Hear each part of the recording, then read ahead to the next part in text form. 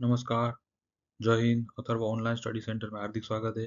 आज का हमारा ये वीडियो कारनोट साइकिल और पीवी और टीएस डायग्राम पे है। तो आइए आगे बढ़ते हैं। कारनोट साइकिल और उसके पीवी डायग्राम और टीएस डायग्राम को एग्जाम में अगर पूछे जाए तो ये क्वेश्चन को आप कैसे सोल्व करोगे। तो ये आप खास करके मैकेनिकल इंजीनियर और फर्स्ट ईयर के डिग्री डिप्लोमा स्टूडेंट के लिए ये काफ़ी उपयोगी रहेगा। तो आइए हमारे ये वीडियो में अंत तक जरूर देखिए। यहाँ पे हमने 4 सिलेंडर और उसमें पिस्टन के डायग्राम ड्रॉ किए हैं। ये चारों डायग्राम कार्नोट चारों साइकिल का शो कर रही है। ये जो चारों साइकिल है उसमें first cycle isothermal expansion, adiabatic expansion, isothermal compression, adiabatic compression. और जब piston up and down movement करेगा सिलेंडर के अंदर तब गैस एक्सपांड होगा और कंप्रेस्ड होगा। अब जब कंप्रेशन और एक्सपांसन के समय हीट रिलीज होगी और ये जो थर्मल एनर्जी को मैकेनिकल वर्क में कन्वर्ट करेगी। तो इस तरह ये कार्नोट इंजन वर्क करता है और ये उसकी 4 साइकिल है। तो और यहाँ पे सिस्टम के द्वारा और सिस्टम पे वर्क होता है। तो फर्स्ट जो 2 साइकिल है 1 से 2 और 2 से 3 वो सराउंडिंग के ऊपर वर्क होगा यानी सिस्टम द्वारा होगा। जो लास्ट 2 साइकिल है उसमें सिस्टम के ऊपर वर्क होगा। देखिए तो ये डिस्प्ले में आपको कंपोनेंट जो शो कर रहा है वो 4 कंपोनेंट है, आगे डिस्कस किया है। सिलेंडर, पिस्टन है, वर्किंग फ्लूइड है, हीट सोर्स है, हीट सिंक है। तो सिलेंडर और पिस्टन में तो आपको समझ में आ जाएगा। ये जो वर्किंग फ्लूइड है लिक्विड गैस जो एक्सपांड होगा, कंप्रेशन होगा with in cylinder driven by piston की मदद से। वर्किंग फ्लूइड वो ऐसा एक सब्सटेंस है कि वो साइकिल में एक्सपांसन होगा और फिर कंप्रेशन होगा। और उस दौरान ये जो साइकिल होगा कंप्रेशन एक्सपांसन का उस समय वो हीट एनर्जी को मैकेनिकल वर्क में कन्वर्ट करेगा, आपको मैकेनिकल वर्क आउटपुट देगा। तो वो हीट इंजन जो साइंटिस्ट ने बनाया है वो थियोरेटिकल थर्मोडायनेमिक साइकिल पे काम करता है। और ये जो इंजन है उससे मैक्सिमम एफिशिएंसी प्राप्त करना चाहते हैं, इसीलिए इसको बनाया गया। इसमें जो भी आप फ्यूल जलाओगे उसकी थर्मल एनर्जी को आप मैकेनिकल वर्क आउटपुट में कन्वर्ट कर पाओगे मैक्सिमम। तो ये एक आइडियल थियोरेटिकल थर्मोडायनेमिक साइकिल पे वर्क करता है। तो हीट सोर्स में जो भी आपको एनर्जी प्रोवाइड होगा इंजन को वो हीट सोर्स है। और हीट सिंक में जो भी वेस्ट हीट एब्जॉर्ब होगी वो है। तो ये पीवी डायग्राम है और नीचे जो बताया गया है वो टीएस डायग्राम है। तो ये जो पीवी डायग्राम है आपको ड्रॉ करने के लिए ये फर्स्ट पॉइंट, ये जो फर्स्ट स्टेट है 1, 1 से 2 ये फर्स्ट साइकिल हो गया, 2 से 3 ये सेकंड साइकिल हो गया, 3 से 4 ये आपकी थर्ड साइकिल हो गई और 4 से 1 ये आपकी फोर्थ साइकिल हो गई। तो 1 से 2 में यहाँ पे दिखाया गया है कि 1 से 2 आइसोथर्मल एक्सपांसन है, 2 से 3 एडियाबेटिक एक्सपांसन है। पहले दो जो साइकिल होगी वो एक्सपांसन होगी और लास्ट में दो जो है वो कंप्रेशन साइकिल है, एडियाबेटिक कंप्रेशन। तो ये आपको याद रखना है, सिंपल है। 1 से 2, 2 से 3, 3 से 4 और 4 से 1 ये ड्रॉ कर देना है। 1 से 2 साइकिल में जो हीट जो एनर्जी है वो एब्सॉर्ब होगा और 3 से 4 हीट ट्रांसफर होगा। ठीक है।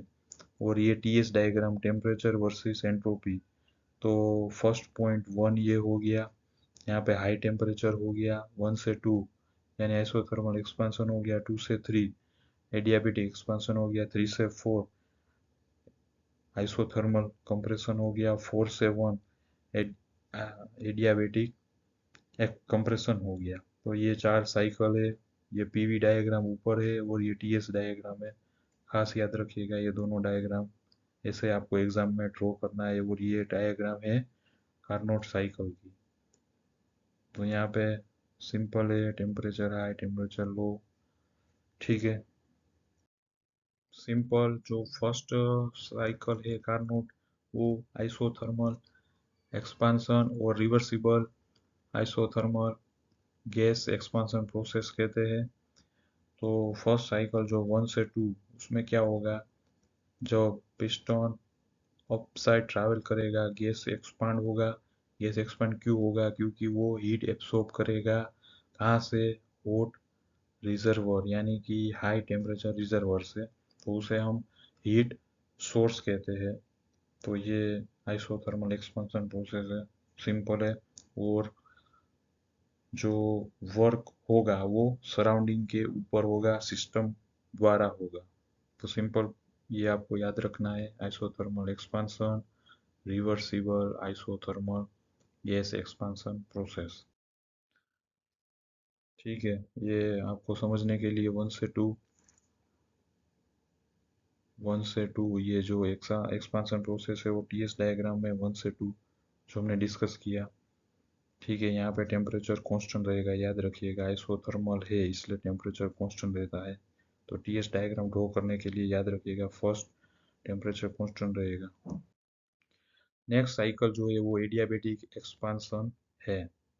तो अब ये सिस्टम में क्या होगा, सिस्टम एक्सपांड्स होगा एडियाबेटिकली।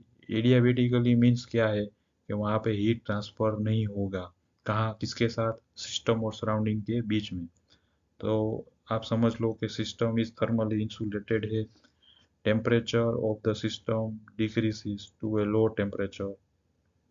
अब यहाँ पे क्या होगा, एडियाबेटिकल एक्सपांसन होगा, हीट ट्रांसफर नहीं होगा, तो टेम्परेचर क्या होगा, कम होगा एक्सपांसन होने की वजह से। और जो वर्क होगा वो सराउंडिंग के ऊपर होगा सिस्टम के द्वारा। तो ये सिंपल है, हीट ट्रांसफर नहीं होगा, टेम्परेचर रिड्यूस होगा, ये दो याद रखना है आपको। अभी इसको टीएस डायग्राम पीवी डायग्राम में देखते हैं। तो ये जो एडियाबेटिक एक्सपांसन है 2 से 3 हुआ, और टीएस डायग्राम में 2 से 3, यहाँ पे टेम्परेचर कांस्टेंट नहीं है इसलिए टेम्परेचर हाई टेम्परेचर से लो टेम्परेचर होगा। और यहाँ पे भी 2 से 3, ये आपको पीवीओटीएस डायग्राम में समझने के लिए बताया गया है।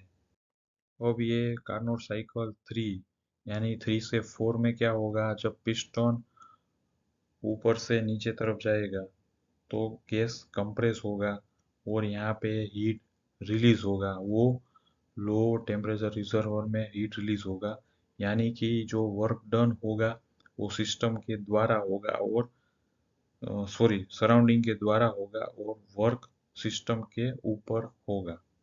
तो ये खास याद रखिएगा, यहाँ पे कांस्टेंट टेम्परेचर कंप्रेशन होगा। तो ये डायग्राम में 2 से 3, 3 से 4, और टी इस डायग्राम में 3 से 4 isothermal compression process, reversible isothermal compression process. और जो लास्ट साइकिल है कार्नोट साइकिल, वो एडियाबेटिक कंप्रेशन है। यहाँ पे सिस्टम इज कंप्रेस एडियाबेटिकली, यहाँ पे क्या होगा, हीट ट्रांसफर नहीं होगा, और जो वो इनिशियल स्टेट में आ जाएगी, यानी कि वो रिवर्सिबल साइकिल है। और यहाँ पे सिस्टम थर्मली इंसुलेटेड है इसलिए टेम्परेचर कांस्टेंट नहीं रहेगा, और यहाँ पे जो हीट ट्रांसफर है वो कांस्टेंट रहेगा, और सराउंडिंग के द्वारा वर्क होगा। तो अब कार्नोट साइकिल समझ लिया, टीएस डायग्राम और पीवी डायग्राम भी समझ लिया कैसे ड्रॉ करेंगे एग्जाम में।